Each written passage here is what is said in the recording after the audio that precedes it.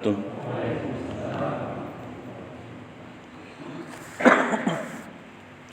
Al-Fatihah. A'udzubillahi minasyaitonirrajim. Bismillahirrahmanirrahim. Alhamdulillahirabbil alamin arrahmanir rahim maliki yaumiddin iyyaka na'budu wa iyyaka nasta'in ihdinas siratal mustaqim siratal ladzina an'amta 'alaihim ghairil maghdubi 'alaihim waladdallin. Bapak-bapak, ibu-ibu rahimakumullah, alhamdulillah pada malam hari ini kita diberikan oleh Allah kesempatan untuk melakukan kebaikan taklim wa ta'allum, melanjutkan kajian kita kitab Nashaikhul Ibad.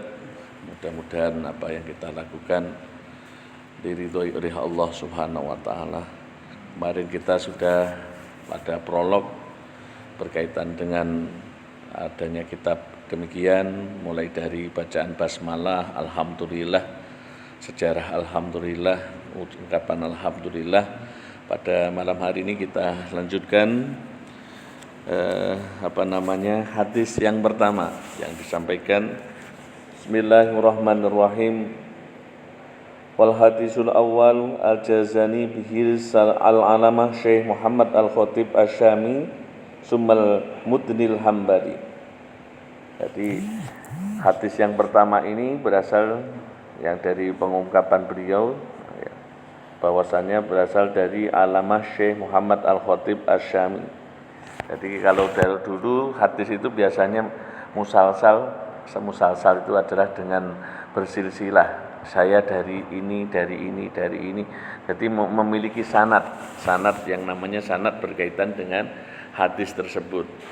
Jadi kalau ada lagi model, kalau saya pernah dari dulu yang namanya dengan musafahah, termasuk mendapatkan seperti doa demikian, Allahumma niku a'inni ala zikrika wa syukrika wa husni ibadatik. Saya mendapatkan waktu di pondok itu dari Kiai Ahmad Nawawi Khalil dari Mbah Maimun Zubair ke atas sampai gurunya ke atas. Itu jadi ini namanya musalsal dengan musafahah, tapi dengan salaman. Kan yang lainnya tidak dengan salaman, mungkin dengan saya ngabarkan demikian, tapi kalau yang musafahah itu dengan kita bersalaman. Saya ijazahkan hadis mengenai demikian, termasuk doa ini, Allahumma a'inni ala zikrika wa syukrika wa husni ibadatik. Allahumma sholli ala sayyidina Muhammad wa sallallahu. Jadi dengan hadis yang pertama yang disampaikan ini berasal dari ini Summal Mudnil Hambali, dari kemudian naik ke atasnya lagi dari Al-Mudnil Hambali. Beliau adalah Ibnu Utsman bin Abbas bin Utsman bin Masyayikh an Masyayikhihi muttasilan ila Abi Dzar Al-Ghifari. Jadi sampai terus paling dekat dengan para sahabat, nanti sebutkan dari kalau umpamanya riwayat nanti an Abi Hurairah, ada an Ibnu Umar, an Abdullah bin Mas'ud misalnya, dari ini Abi Dzar Al-Ghifari. Pokoknya sahabat-sahabat dari baginda Nabi Muhammad sallallahu alaihi wasallam itu sampai kepada mereka semuanya. Dari sahabat Abu Dzar Al-Ghifari sampai kepada Rasulullah sallallahu alaihi wasallam. Maka harus akhirnya dari para perawi ini dipun diuji. Kalau kabar seperti Sahih Bukhari itu betul dicari yang betul-betul orang yang jujurnya, ibadahnya, yang tidak pernah berbohong sekalipun. Bahkan misalnya diibaratkan kalau dia mau meludah saja, dia tidak akan meludah ke arah depan, tidak meludah ke arah kanan, sampai demikian tasawufnya. Orangnya kalau dilihat meludah ke depan, tidak diambil sama Imam Bukhari, tidak diambil riwayatnya, karena begitu hati-hatinya Imam Bukhari. Makanya dikatakan dengan Sahih Bukhari itu betul-betul riwayatnya itu orang-orang pilihan. Nah, sebenarnya karena kita itu orang awam itu sebenarnya kalau ingin tabarukan, kita kan sering ada acara itu, kita sedang ini mencari nama-nama ya, anak-anaknya, putra-putranya gitu. Kenapa kita tidak langsung merujuk pada Sahih Bukhari aja? Di sana nama-nama itu dan nama-nama orang-orang soleh oleh orang-orang pilihan, nama-nama beliau. Misalnya ada nama Al-A'mas, nama ada Al-Hurmus. Nah, para perawi-perawi itu orang-orang yang sikoh, orang yang terpercaya, orang yang dobit, ahli ingatannya kuat.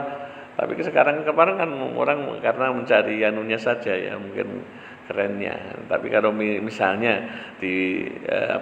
merujuk nama-nama orang-orang yang baik, yang dikatakan sebagai orang-orang yang soleh, kita cukup dengan mencari nama-nama di dalam kitab Sahih Bukhari itu sudah banyak sekali para perawi-perawi hadis yang orang-orang yang handal ya, orang-orang yang handal di hadapan Allah Subhanahu wa taala. An Rasulillah sallallahu alaihi wasallam fi ma yarwihi an rabbih azza wa jalla. Jadi ini suatu hal yang diriwayatkan dari Rasulullah dari Allah, namanya hadis qudsi. Hadis qudsi itu redaksinya adalah baginda Nabi, intinya itu sebenarnya firman Allah. Kalau Al-Qur'an kan firmannya Allah. Ya, firmannya Allah untuk membahasakan kepada manusia. Sudah saya sampaikan. Karena apa? Kalau satu huruf Al-Qur'an itu yang sifatnya huruf dari Allah itu dipikir oleh semua malaikat tidak kuat semuanya, karena betul-betul agungnya, sampai hamalatil arsh pun tidak kuat. Makanya Allah memerlukan suatu namanya bahasa yang bisa untuk memfrekuensikan untuk bisa difahami oleh manusia lah, termasuk makanya menggunakan bahasa Arab supaya kita berpikir la'allakum tattaqun itu, la'allakum taqilun, kita supaya berpikir. Ini firman Allah Subhanahu wa taala yang diambil yang pertama. Qala ngetikan sapa Allah taala, ya ibadi inni haramtu dzulma ala nafsi. Wahai hamba-hambaku sekalian, sesungguhnya aku telah mengharamkan kezaliman terhadap diriku sendiri. Nah, ini Allah sendiri menyifati, aku itu tidak pernah berlaku dolim. Makanya Allah itu mensifatkan dengan kebaikan-kebaikan. Bahkan ketika kita sholat menikah, bapak-bapak, ibu-ibu rahimakumullah, kita mengucapkannya dengan at-tahiyatul mubarakatus sholawatut thayyibatu lillah. Ini bahasa-bahasa yang sudah paling mentok untuk menunjukkan suatu kebaikan. At-tahiyatul mubarakah. Makanya at-tahiyah, apakah makna tahiyah itu? Di dalam Al-Qur'an ada wa idza khuyyitum bi tahiyatin hayyu bi ahsana minha aw rudduha al-ayah. Jika engkau diberikan suatu penghormatan, suatu misalnya hadiah, suatu kebaikan dari orang lain, fahayyu bi ahsaniha, kamu harus mampu bisa melakukan kebaikan yang lebih dari yang diberikan oleh penghormatan orang lain. Kalau tidak bisa, auruduha atau seimbang. Tahiyah itu demikian. Bahasa tahiyah ini bahasa mentok kita seorang hamba untuk menunjukkan kehormatan Allah. Pada tahiyah wahiyya ma tudla jami'al at-thayyibat jami'al barakah wahiyya makna akhlakil karimah. Yang namanya tahiyah itu adalah semua hal-hal yang berkaitan dengan kebaikan, berkaitan dengan toyib, keberkahan yang selalu bertambah-tambah. Padahal itu adalah makna daripada akhlakul karimah. Allah itu sudah mensifatkan pada dirinya sendiri, aku itu tidak pernah melakukan kedoliman, aku itu sifat yang indah-indah bagi saya. Yang dolim adalah kita sendiri, maksudnya manusia. Allah menunjukkan pada esensinya.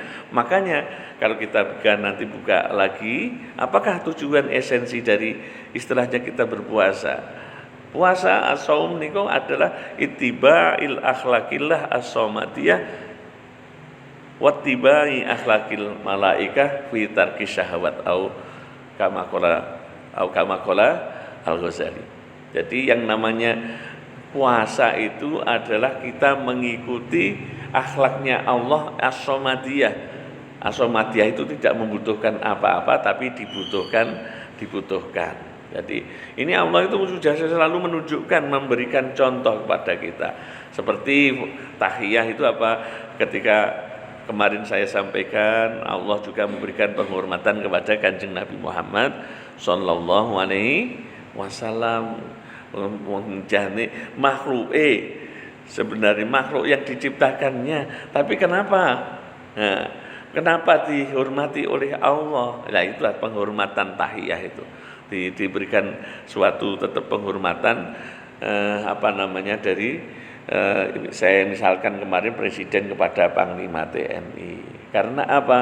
Karena itu akhlak yang dimiliki oleh Allah mampu dicerap secara sempurna oleh baginda Nabi Muhammad sallallahu alaihi wasallam. Jadi Kanjeng Nabi ini seolah-olah melakukan apa yang dikersakane Gusti Allah niku lho.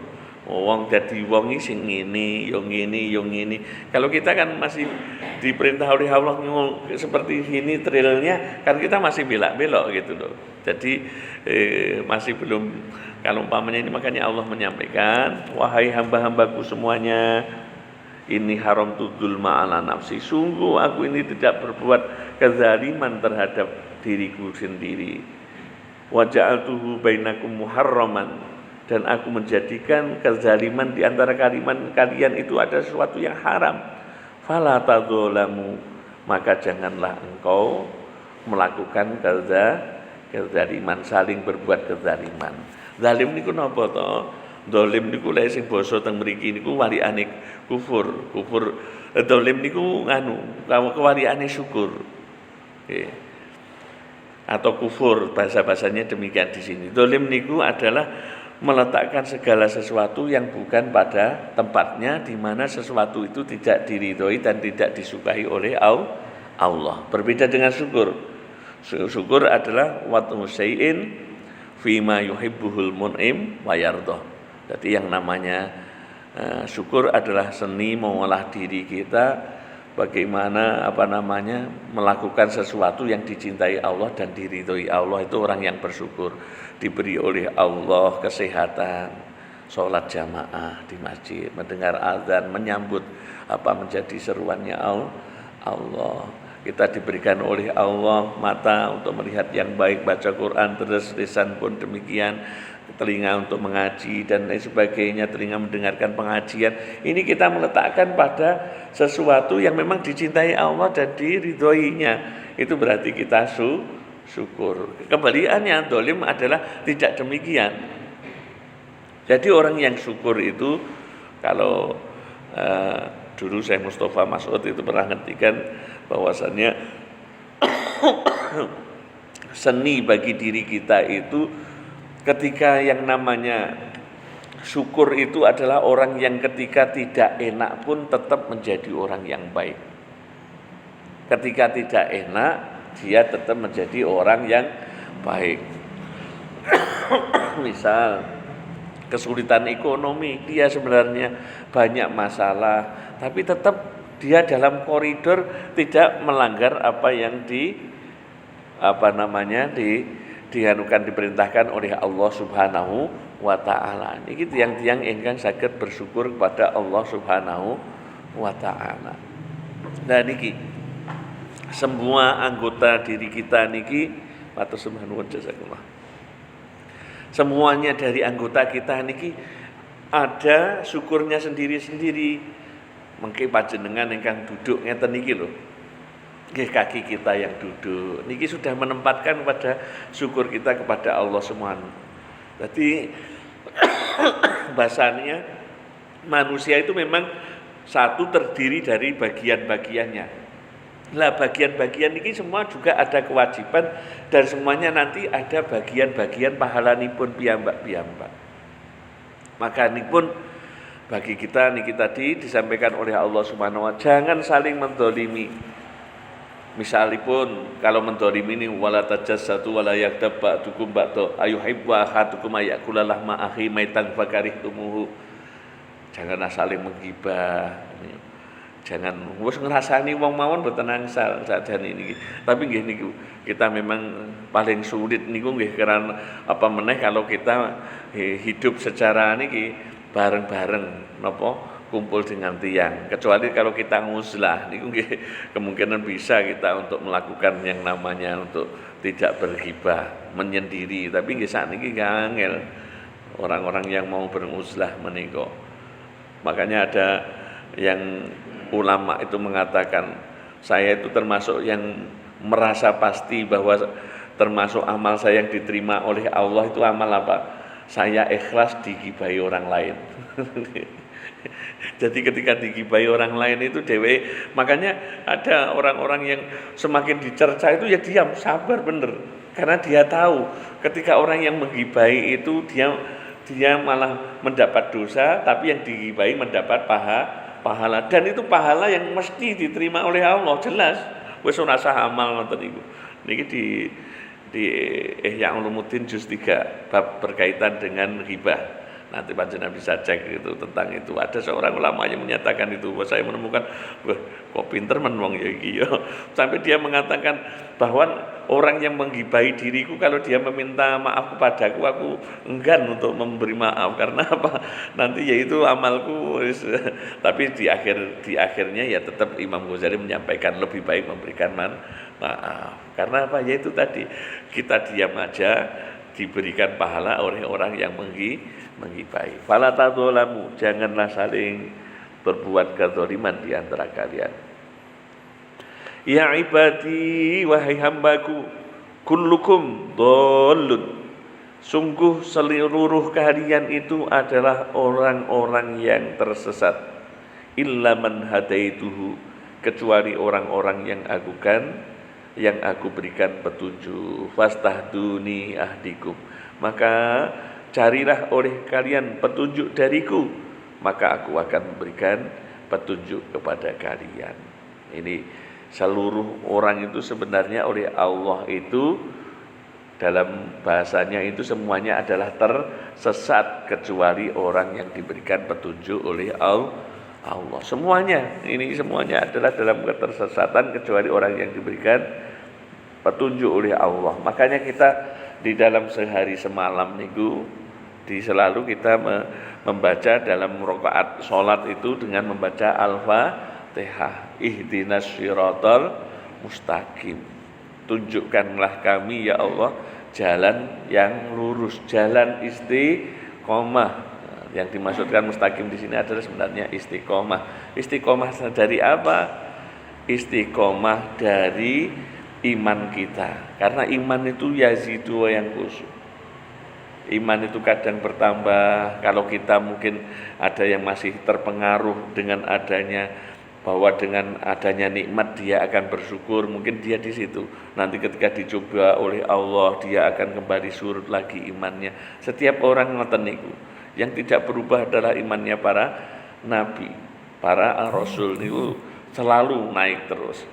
Beda dengan kita orang-orang yang biasa itu imannya akan selalu. Maka disebutkan juga bahwa orang mukmin itu fazulzilu zilzalan syadida, selalu digoncang oleh Allah, diberikan ujian-ujian ini. Maka orang yang diberikan ujian itu pasti adalah orang yang siap untuk diuji. Kita mengaku kepada Allah beriman, pasti oleh Allah diuji. Kalau belum, mana imanmu? Nah, kita itu yang paling pertama. Ini saya kutipkan, kalau kita membaca Al-Fatihah supaya kita sambil merenung ketika kita sholat menika nggih. Disebutkan oleh Syekh Abdul Rahim. Supaya nanti sampai kepada tentang ihdinas siratal mustaqim.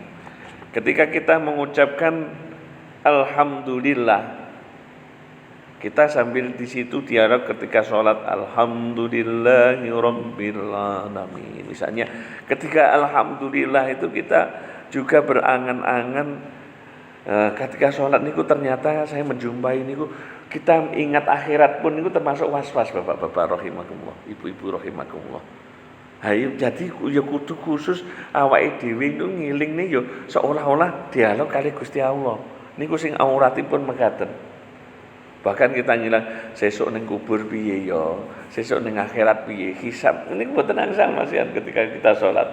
Kalau di luar sholat mboten napa-napa, kita sampai demikian.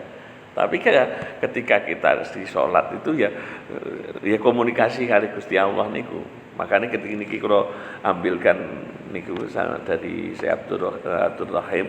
Ketika kita mengucapkan alhamdulillahi, kita di situ langsung memberi makna juga alladzi an'ama alaina bil islami wal iman. Ya Allah, terima kasih Engkau berikan kepada hamba-Mu ini apa? Nikmat iman dan Islam.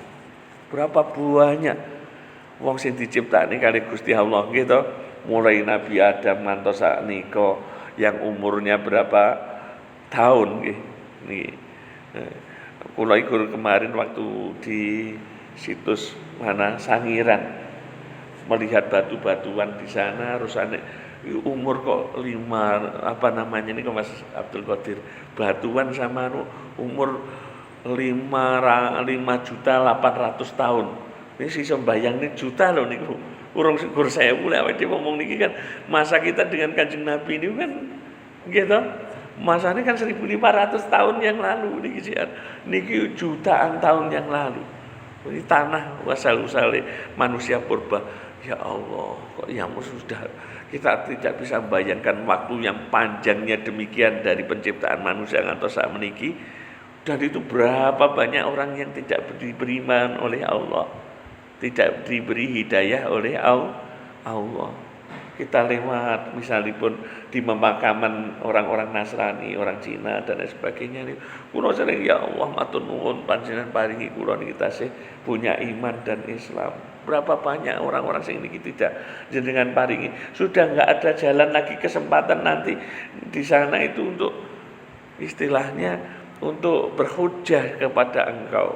Kalau sekarang kan kita masih bisa berhujjah, bisa beriman dan Islam ngeten iki sebagai nikmat. Mulane pertama niku ya kudune ya Allah matur nuwun diparingi iman lan Islam. Dadi salat niku sudah pengakuan yang pertama tuh di sini niku wis munine alhamdulillah niku sing pertama utama niku iman dan Islam, baru mungkin nikmat kesehatan, putra, putri dan cucu dan sebagainya lah, nikmat-nikmat dari Allah yang diberikan kepada kita apapun. Niki. Karena apa? Nikmat yang paling dekat itu adalah kita. Kalau iman Islam ini berarti kita dekat dengan Allah.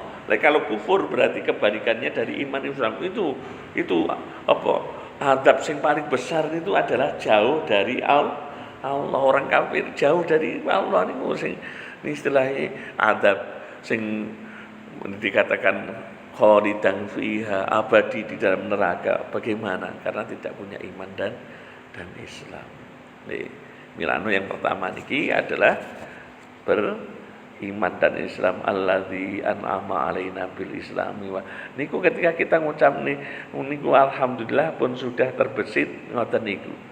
Ketika harus Rabbil alamin, wah Tuhan sekalian alam semesta. Niki langsung kita ai Rabbuna binikmatihi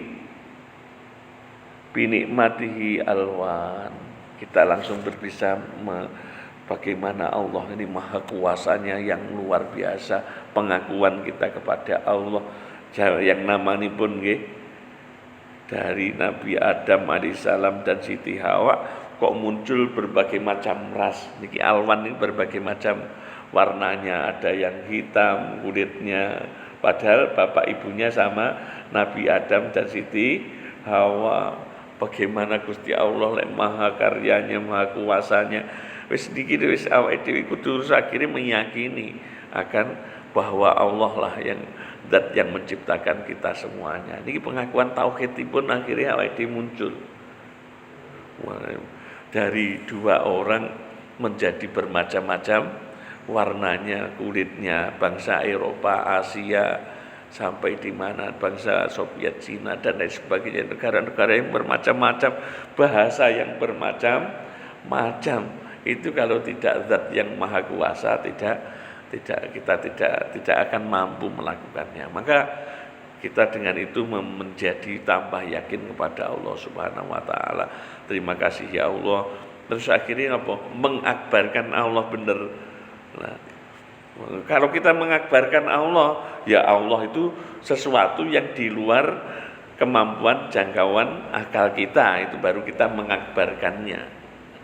Maksudnya mengakbarkannya, membesarkan, memahabesarkan Allah. Nek akal kita sih mampunya ndak, berarti akal kita niku itu belum akbar. Nah, itu maksudnya dalam artian kemampuan bahwa Allah yus sampai demikian hebatnya. Rabbil alamin. Nah, menciptakan dari warna yang bermacam-macam. Ar-Rahmanir Rahim bi ibadihi fil kuburi birrauhi warraihan. Maksudnya Allah ini maringi belas kasihnya, ar-rahimnya. Ar-Rahman itu semua orang. Makanya kan ada sering orang bertanya-tanya, itu orang-orang yang tidak non muslim itu loh Pak, kenapa mereka itu ya tidak beriman kepada Allah kok tapi diberikan kenikmatan, mereka tidak sholat, tidak ibadah, kita yang sholat. Nah itulah rahmannya Allah. Rahmannya Allah itu sifat yang ditebarkan di dunia ini, siapapun mendapatkannya, baik itu orang yang beriman kepada Allah atau tidak beriman kepada Allah. Dari keturunannya Nabi Adam menikah dibagi ada dua golongan, yang satu sa'idun, satunya sakiyun, satunya adalah bahagia, satunya adalah celaka. Satunya diberikan oleh Allah misalnya ghaniyun, sebaliknya satunya fakir. Ini Gusti dan dirata nih Gusti Allah rahmannya nih, tidak pandang bulu siapapun orang selama di dunia ini semuanya mendapat fasilitas dari Allah. Tapi Ar-Rahim yang kasih sayangnya Allah yang tulus, yang sejati. Lek bahasane maknane Jawa nika biasane Ar-Rahmani kang welas asih ing donya lan akhirat, Ar-Rahimi kang welas asih ing akhirat bloko. Niki rahimnya Allah ini hanya diberikan kepada orang-orang yang beriman. Besok gemba sewali ketika di akhirat ini nanti ketika di akhirat ganti hanya orang mukmin saja, sing sholat, sing ibadah ini yang mendapatkan kenikmatan semata, yang lainnya tidak mendapatkan. Nah, makanya Allah tetap mendahulukan rahmannya di dunia ini. Wong sing nagane asra apapun yang ada niki kabeh diulasi kali Gusti Allah. Ar-Rahmanir Rahim. Ketika di akhirat nanti hanya diberikan kepada orang mukmin, nggih.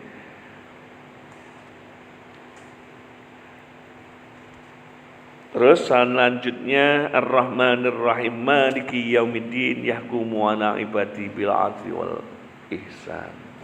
Tadi ketika Maliki Yaumiddin, Allah lah tempat kita yang bergantung, dalam artian tempat kita memuji bahwa hanya Allah lah yang bisa berlaku adil.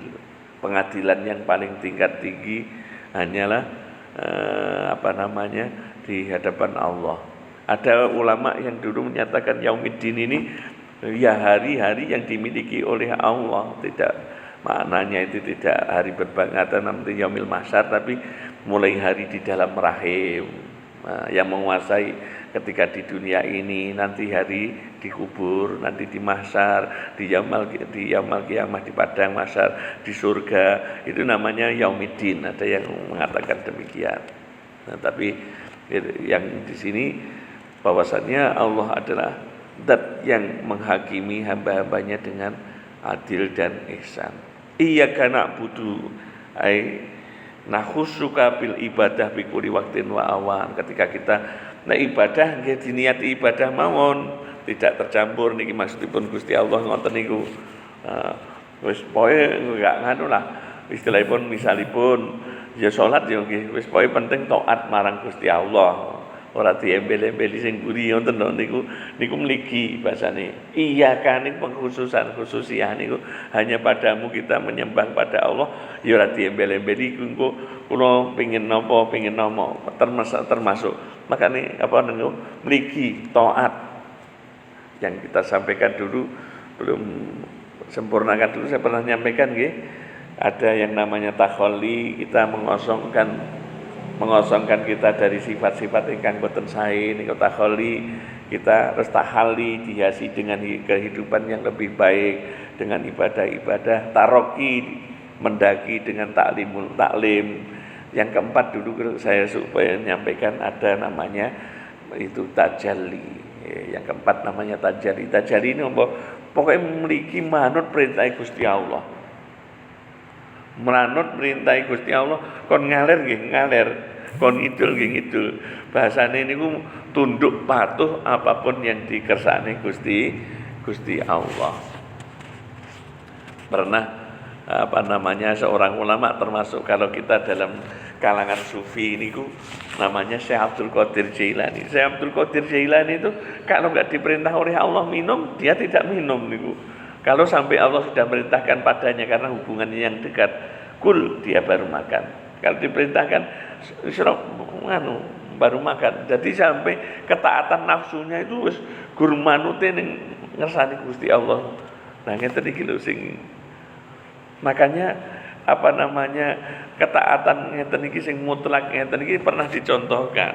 Kanjeng Nabi Muhammad sallallahu alaihi wasallam niku kan pernah di tempat garwane beliau di sana niku insyaallah mboten kelintu niku dari tempatnya Zainab napa niku dipecahosi madu.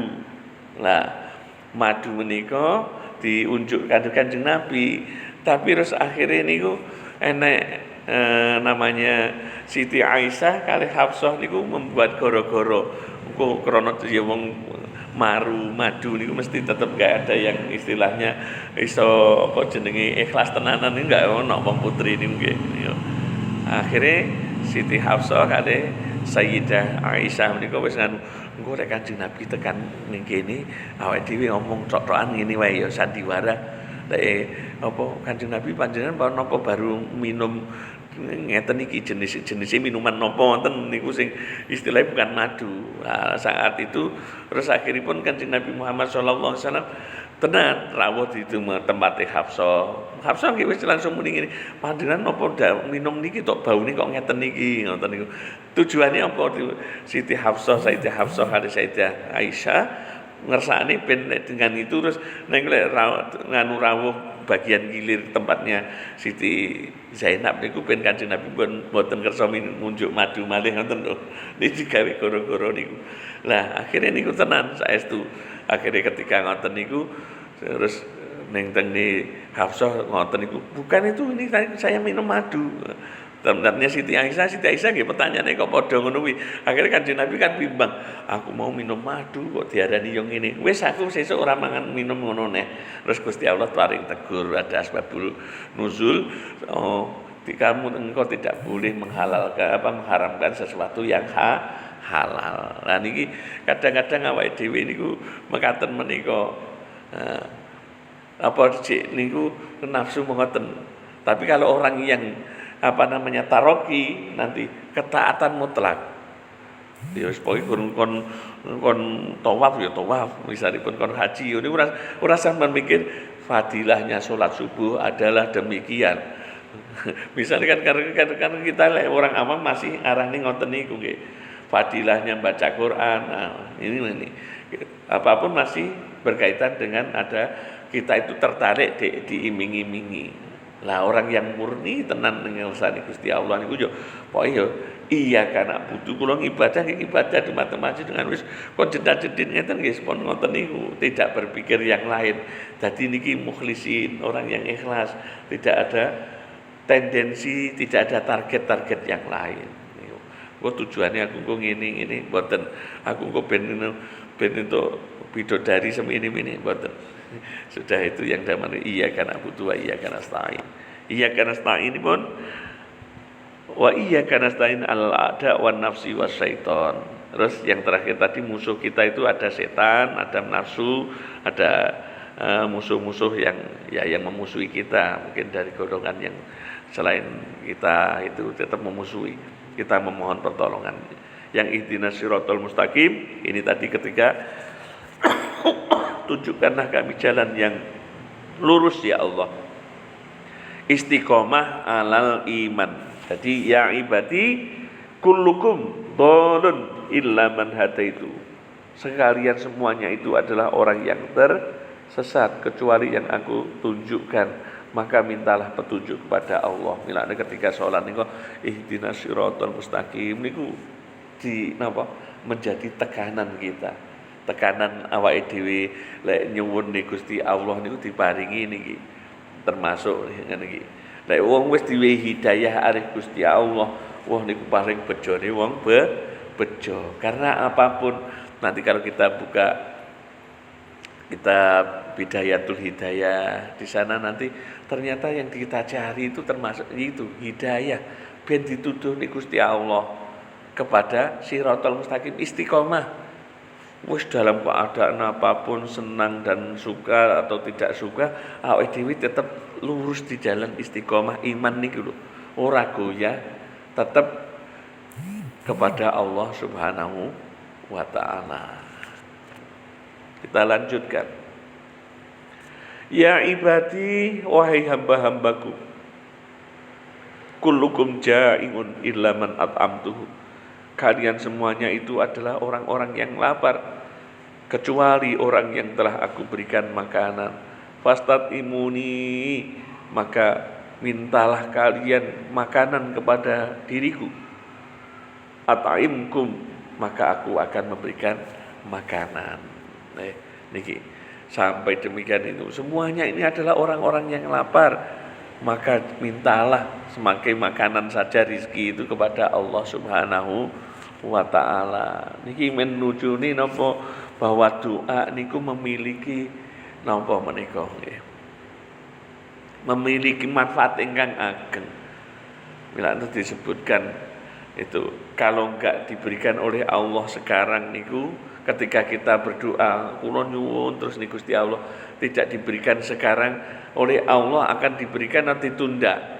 Ada yang diberikan langsung oleh Allah, dikabulkan dengan nyuwun napa mawon diberikan oleh Allah Subhanahu wa taala. Nyuwun ngeten dikabulni. Enek sing ditunda wis sesuk ning akhirat akan diberikan oleh Allah itu. Ya. Yang ketiga akan mengampuni, meleburkan dosa-dosa kita atau bahkan menginggokne daripada takdiri awake dhewe ingkang boten sae. Makanya dikatakan ad-du'a umukhul ibadah. Doa itu adalah sebagai otaknya ibadah. Karena napa?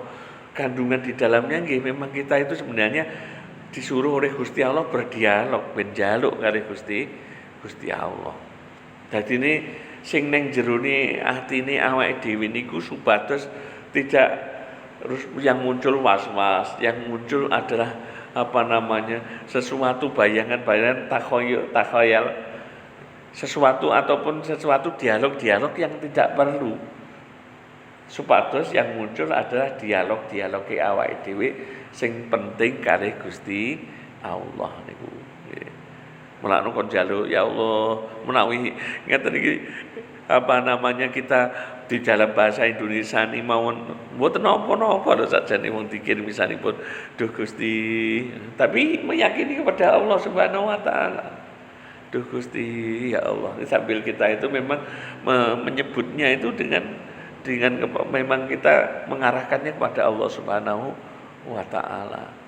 Misalipun iki mawon terus duh Gusti kula kok dereng enten duh Gusti kula nyuwun wonten ngarsa jenengan ini. Niki memang kan dikengken ada Gusti Allah. Karena hikmahnya yang agung kalau kita nanti mengetahui tentang daripada doa-doa punika.